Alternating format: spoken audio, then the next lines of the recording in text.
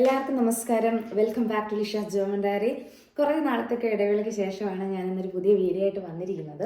അപ്പോൾ ഇന്ന് വളരെ സന്തോഷകരമായൊരു കാര്യമാണ്. എന്താണെന്ന് വെച്ചാൽ നമ്മൾ മുൻപ് കാലങ്ങളിൽ സിറ്റിസൺഷിപ്പ് നേടുക എന്ന് പറഞ്ഞാൽ കുറച്ച് പാടുള്ളൊരു കാര്യമായിരുന്നു. അപ്പം ജർമ്മൻ ഗവൺമെൻറ് ഇപ്പോൾ പുതിയ ജനുവരി 19 2024 പുതിയ ലോ അപ്രൂവ് ചെയ്തു.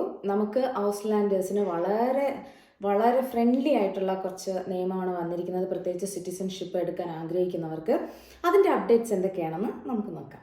ഓക്കെ, അപ്പോൾ മുൻപ് നമുക്ക് PR 5 വർഷം, PR അത് കഴിഞ്ഞിട്ട് 8 വർഷം വെയിറ്റ് ചെയ്യണം നമുക്ക് സിറ്റിസൺഷിപ്പ് കിട്ടണമെങ്കിൽ. പക്ഷെ ഇപ്പോൾ നമുക്ക് 4 വർഷം കഴിയുമ്പോൾ തന്നെ PR അപ്ലൈ ചെയ്ത് PR കിട്ടും. അതുപോലെ തന്നെയാണ് സിറ്റിസൺഷിപ്പിൻ്റെ കാര്യത്തിൽ വരുമ്പോൾ 3 വർഷം അല്ലെങ്കിൽ 5 വർഷം, 5 വർഷമായിട്ട് 8 വർഷം എന്നുള്ളത് 5 വർഷമായിട്ട് ചുരുക്കിയിട്ടുണ്ട്. ഈ 5 വർഷം എന്നുള്ളതെന്ന് വെച്ചാൽ നമുക്ക് B1 ഉറപ്പായിട്ടും വേണം. 3 വർഷത്തെ സിറ്റിസൺഷിപ്പ് എങ്ങനെയാണെന്ന് വെച്ചാൽ നമ്മൾ ഇവിടെ ഗ്രാജുവേറ്റ് എന്തെങ്കിലും യൂണിവേഴ്സിറ്റിയിൽ പഠിക്കുക. അപ്പോൾ അവരുടെ പഠനം കഴിഞ്ഞതിന് ശേഷം C1 ലെവൽ സർട്ടിഫിക്കറ്റ് ഉണ്ടായിരിക്കണം. അപ്പം 5 വർഷത്തെ സിറ്റിസൺഷിപ്പ് എങ്ങനെയാണെന്ന് നോക്കാം.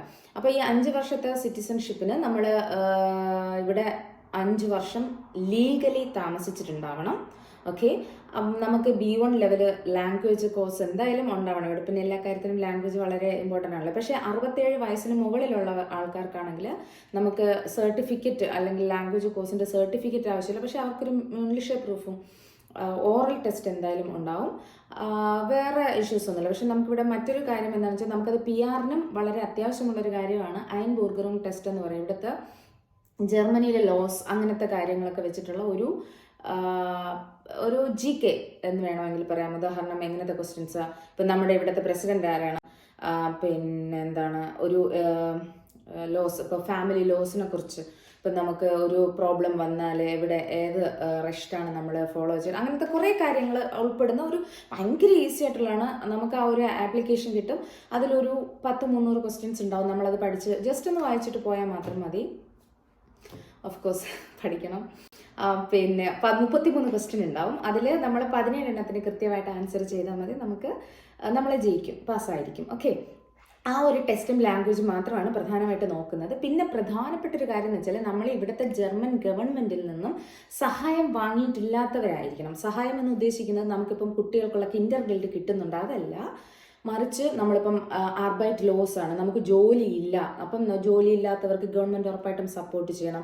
അല്ലെങ്കിൽ നമുക്ക് ഭവനമില്ല, അപ്പോൾ ഗവൺമെൻറ്റിൻ്റെ സപ്പോർട്ട് നമ്മൾ എടുക്കും. അങ്ങനത്തെ കാര്യങ്ങളിൽ നമ്മൾ ഒരിക്കലും ഗവൺമെൻറ്റിൻ്റെ സപ്പോർട്ട് എടുക്കാത്തവരായിരിക്കണം. അത് വെരി വെരി ഇമ്പോർട്ടൻ്റ് ആണ്.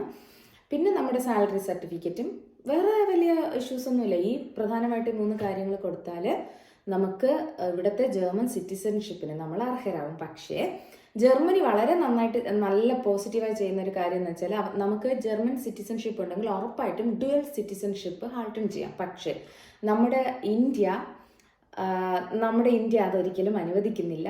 ഇന്ത്യ ഈസ് ഓക്കെ, നിങ്ങൾക്ക് മറ്റൊരു രാജ്യത്തിൻ്റെ സിറ്റിസൺഷിപ്പ് വേണോ, നിങ്ങൾ പോയി എടുത്തോളൂ, ഒരു പ്രശ്നമില്ല. ഇന്ത്യ അതിന് 100% ഓക്കെയാണ്. പക്ഷേ ഇന്ത്യൻ സിറ്റിസൺഷിപ്പ് അപ്പോഴത്തേക്കും നമുക്ക് നഷ്ടമാവും. അപ്പം ജർമ്മനിക്ക് ഇന്ത്യയിൽ വന്നിട്ട് ഇന്ത്യൻ റൂൾസ് ചേഞ്ച് ചെയ്യാൻ പറ്റത്തില്ല. പക്ഷേ ജർമ്മനി ഓക്കെയാണ് അതിന്. ബാക്കി പല രാജ്യങ്ങളും അവരുടെ ഡ്യുവൽ സിറ്റിസൺഷിപ്പ് അവർക്ക് ചെയ്യാൻ പറ്റുന്നുണ്ട്. പിന്നെ ഇന്ത്യയിൽ നമ്മൾ ഒരു OCI കാർഡ് എടുക്കാം. അത് നമുക്ക് ലൈഫ് ലോങ് വിസയാണ്. അതിൽ വേറെ ഇഷ്യൂസ് ഒന്നുമില്ല. ഒരു OCI കാർഡ് കിട്ടും. ആ കാർഡ് നമുക്ക് ലാൻഡ്, അഗ്രികൾച്ചർ ലാൻഡ് അങ്ങനത്തെ കാര്യങ്ങളൊന്നും നമുക്ക് കൈകാര്യം ചെയ്യാനോ, അല്ലെങ്കിൽ നമുക്കവിടെ നമ്മുടെ റേഷൻ കാർഡ് കട്ട് ചെയ്യും, റേഷൻ വാങ്ങാൻ പറ്റത്തില്ല. പിന്നെ നമുക്ക് വോട്ട് ചെയ്യാനുള്ള അവകാശം നഷ്ടപ്പെടും, വോട്ട് ചെയ്യാൻ പറ്റത്തില്ല. പിന്നെ ഈ പബ്ലിക് ഓഫീസസിലുള്ള നമ്മുടെ അതിനും നമുക്ക് പരിമിതികൾ ഉണ്ടായിരിക്കും. ഇന്ത്യയിൽ നമ്മുടെ ഇന്ത്യൻ സിറ്റിസൺഷിപ്പ് നമ്മൾ ഉപേക്ഷിച്ചാണ് ജർമ്മൻ സിറ്റിസൺഷിപ്പ് ഉറപ്പായിട്ട് എടുക്കുന്നത്. അങ്ങനെയാണല്ലോ, ഇന്ത്യൻ സിറ്റിസൺഷിപ്പ് ഓട്ടോമാറ്റിക് നഷ്ടപ്പെടും. പക്ഷെ നമുക്ക് ലൈഫ് ലോങ് OCI കാർഡ് എടുത്തു കഴിഞ്ഞാൽ ലൈഫ് ലോങ് നമുക്ക് ഇന്ത്യ വിസിറ്റ് ചെയ്യാം, എല്ലാം ചെയ്യാം. പക്ഷേ കുറച്ച് പരിമിതികൾ ഇന്ത്യ അതിന് റൂൾസ് വെക്കുന്നുണ്ട്. അപ്പോൾ അത് ഒരു ഡ്രോബാക്ക് ആയിട്ടാണ് എനിക്ക് തോന്നിയിട്ടുള്ളത്. പക്ഷെ നമുക്കൊരിക്കലും നമ്മുടെ സ്വന്തം രാജ്യത്തിൻ്റെ സിറ്റിസൺഷിപ്പ് ഒരിക്കലും അങ്ങനെ ഇല്ല എന്ന് പറയുന്ന കാര്യം അത് ചിന്തിക്കാൻ പോലും പറ്റാത്തൊരു കാര്യമാണ്. പിന്നെ നമ്മൾ ഈ ഐൻബൂർഗറും ടെസ്റ്റ് നമ്മൾ എഴുതണമെന്ന് പറഞ്ഞിരുന്നാൽ ഇപ്പം ഇവിടുത്തെ ഏതെങ്കിലും ഒരു യൂണിവേഴ്സിറ്റിയിൽ ഗ്രാജുവേറ്റഡ് ആയിട്ടുള്ള ആൾക്കാർ, അല്ലെങ്കിൽ ഇവിടെ ലോസ് ആൻഡ് പൊളിറ്റിക്കൽ അല്ലെങ്കിൽ അഡ്മിനിസ്ട്രേഷൻ ആ ഒരു ലെവലിലൊക്കെ പഠിക്കുന്ന സ്റ്റുഡൻസിനോ അങ്ങനെ ഉള്ളവരാണ് ഇതിന് പോകുന്നതെങ്കിൽ അവർക്ക് ഐൻബൂർഗറും ടെസ്റ്റിൻ്റെ ആവശ്യം ഇല്ല. കാരണം ഓൾറെഡി അവർ അതിൽ പഠിക്കുന്നുണ്ട്. അല്ലാത്തവർക്കാണ് നമ്മൾ ഉറപ്പായിട്ടും ആ ടെസ്റ്റ് എഴുതിയിരിക്കണം. അപ്പോൾ ഇതൊക്കെയാണ് നമ്മുടെ പിന്നെ മറ്റൊരു പ്രധാനപ്പെട്ട കാര്യം എന്താണെന്ന് വെച്ചാൽ, ഇപ്പോൾ PR കിട്ടിക്കഴിഞ്ഞാൽ PR നമുക്ക് 6 മാസത്തിൽ കൂടുതൽ മറ്റൊരു രാജ്യത്തോ ഈ ജർമ്മനിക്ക് പുറത്ത് നമുക്ക് താമസിക്കാനുള്ള പെർമിഷൻ ഇല്ല. അപ്പോഴത്തേനും നമ്മുടെ PR നമുക്ക് ക്യാൻസൽ ആവും. പക്ഷേ സിറ്റിസൺഷിപ്പ് എന്ന് വെച്ചാൽ നമുക്ക് ലൈഫ് ലോങ് നമുക്ക് എത്ര കാലം വേണമെങ്കിലും പുറത്ത് താമസിക്കാം. അതിൽ വേറെ നമ്മുടെ സിറ്റിസൺഷിപ്പ് എടുത്ത് മാറ്റുകയോ ഇഷ്യൂസ് ഒന്നുമില്ല. അൺലെസ് നിങ്ങളായിട്ട് നിങ്ങളുടെ സിറ്റിസൺഷിപ്പ് എനിക്കിനി വേണ്ട എന്ന് തിരിച്ചു കൊടുക്കുന്നത് വരെ ജർമ്മനിയായിട്ട് നമ്മുടെ സിറ്റിസൺഷിപ്പ് ഒരിക്കലും കളയത്തില്ല. പക്ഷേ അവിടെയും ഒരു ഓപ്ഷൻ ഉണ്ട്. എന്താണെന്ന് വെച്ചാൽ നമ്മളെന്തെങ്കിലും ക്രിമിനൽ ഓഫൻസ് നമ്മൾ ഏർപ്പെട്ട് കഴിഞ്ഞാൽ ഉറപ്പായിട്ട് അവരപ്പം തന്നെ സിറ്റിസൺഷിപ്പ് ക്യാൻസൽ ചെയ്യും.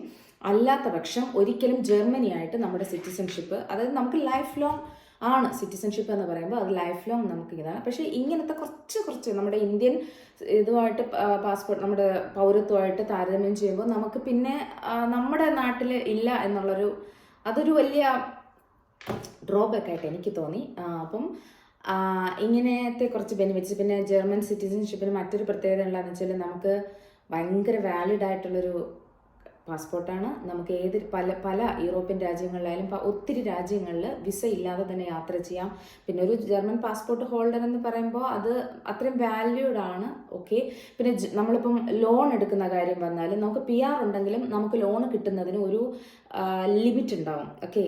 പക്ഷേ നമ്മളൊരു സിറ്റിസൺഷിപ്പ് ഹോൾഡർ ആണെങ്കിൽ നമുക്ക് അൺലിമിറ്റ് എന്ന് പറയാൻ പറ്റുമെന്ന് എനിക്കറിയില്ല. ബട്ട് ഇവിടുത്തെ അത്യാവശ്യം നമുക്ക് നല്ലൊരു എമൗണ്ട് ലോൺ എടുക്കാം. അങ്ങനത്തെ കുറച്ച് ഫെസിലിറ്റീസൊക്കെ ഈ ഒരു സിറ്റിസൺഷിപ്പും പെർമനന്റ് റെസിഡൻസിയും തമ്മിലുള്ള കുറച്ച് വ്യത്യാസങ്ങളുണ്ട്. സോ അങ്ങനെ എന്തായാലും ജർമ്മൻ ഗവൺമെൻറ് അങ്ങനെ പുതിയ റൂൾസൊക്കെ പുതിയ ലോസൊക്കെ അപ്ഡേറ്റ് ചെയ്തിട്ടുണ്ട്. അത് നമുക്ക് വളരെ ഫേവറബിൾ ആയിട്ടാണ് എനിക്ക് തോന്നിയിട്ടുള്ളത്. കാരണം മുമ്പൊക്കെ 8 വർഷമൊക്കെ ഇങ്ങനെ കാത്തിരിക്കുക. അപ്പോൾ അതിൻ്റെ ആവശ്യമില്ല. 3 വർഷം അല്ലെങ്കിൽ 3 വർഷം എന്നൊക്കെ പറയുമ്പോൾ ഞാൻ പറഞ്ഞല്ലോ, 3 വർഷം കഴിഞ്ഞെടുക്കുന്നവർക്ക് ഇവിടെ നല്ല യൂണിവേഴ്സിറ്റി, ഇവിടുത്തെ ഒരു ഇപ്പോൾ അക്കാഡമിക് ഹോൾഡർ അല്ലെങ്കിൽ C1 level language of course C1 level ഉണ്ടാവണം. നല്ല ഫ്ലുവൻ്റ് ആയിട്ട് ജർമ്മൻ സംസാരിക്കുക എന്നുള്ളത്.